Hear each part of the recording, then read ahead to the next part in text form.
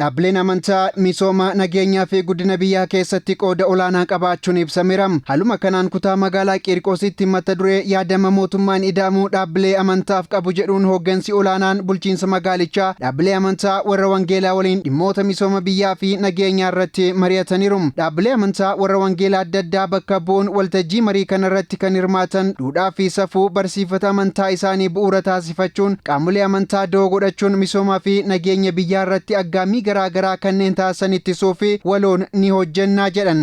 ቤተ ክርስቲያን ጥሩ ማህበረሰብ መልካም ስብዕና ያለው ማህበረሰብ የሚገነባበት manni amantaa hawaasni naamusa qabeessa ta'e isa kaaniif fakkeenya ta'uu fi hawaasa ilaalcha gaarii qabu bakka itti ijaaramudha. Akkuma waltajjicha irraa ka'e qaamolee amantaa da'oo godhachuun barsiifata amantaatiin alatti deemuun waan rabbi hin jaallanne raawwatan waloon taanee kan ittisnu ta'a.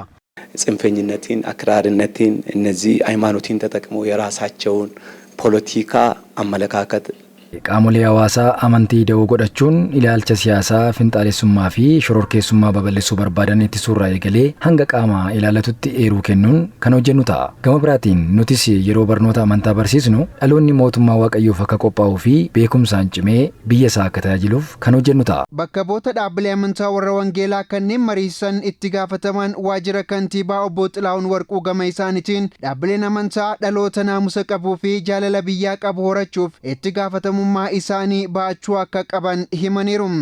ወላጅ በቤቱ ውስጥ ልጁን ወላጅም ሲሆን አማኝ ሆኖ ነው። የኢትዮጵያ ሕዝብ ደግሞ Hawaasni Itoophiyaa dhalasaa yeroo guddisuu akka naamusa gaarii horratee guddatutti irratti hojjeta. Uummanni Itoophiyaa baay'een hawaasa amantaa qabuu fi amantaan buluudha.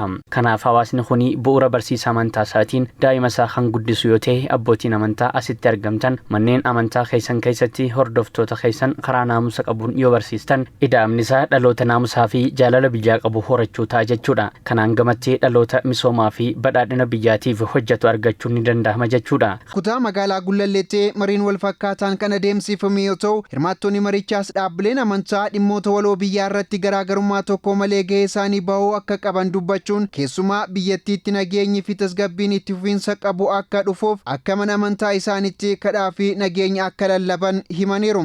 እኛም እንደ ቤተ ክርስቲያን እየጸለይን ያለነው nu akka mana amantaa keenyaatti nageenya biyyaaf kadhachaa jirra. Dhaabbileen amantaa biroollee akkanumatti garaagarummaa tokko malee dhimma biyyaa irratti waliin kadhachuu fi nageenya lallabuu qabu.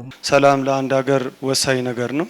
Nageenyi biyya tokkoof murteessaadha. Akka barbaannetti baanee kan galluuf biyya nagayaa qabdu keessa waan jirruuf biyyi keenya amantaa garaagaraa qabaattullee hundi keenya akka amantaa keenyaatti yeroo hunda guddina biyyaaf kadhanna nageenya lallabna. Kun biyya keenyaaf waan guddaa buuseera. Biyya tasgabboofte akka taatu godheera. Ammas dhaabbileen amantaa hundi wal qollifannaa tokko malee dhimma biyyaa irratti waliin kadhachuu fi nageenya lallabuu qabuun jedha. Mootummaan walitti dhufeenya dhaabbilee amantaa waliin taasisu heera mootummaa qofaa irratti kan hundaa'e ta'uu kan dubbatan sadarkaa kantiibaa itti aanaatti hoogganaan biiroo paabliik sarvisii fi qabeenya humna namaa magaalaa Finfinnee Dr. Jamaaluu Jambar dhaabbileen amantaa bilisaan akka amantaa isaaniitti gahee isaan ijaarsa biyyaa keessatti qaban beekanii dhimmoota waloo biyyaa irratti waliin hojjechuu qabuunis dhaamaniiru.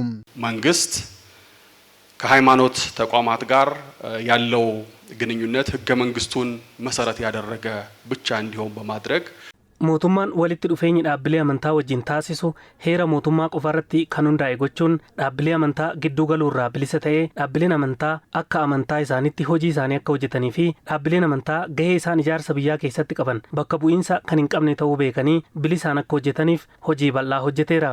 Rakkoo bulchiinsa gaarii dhaabbilee amantaa kanneenis adda baasuun akka magaalatti sadarkaadhaan hiikuun rakkoolee hedduuf furmaata kaa'eera.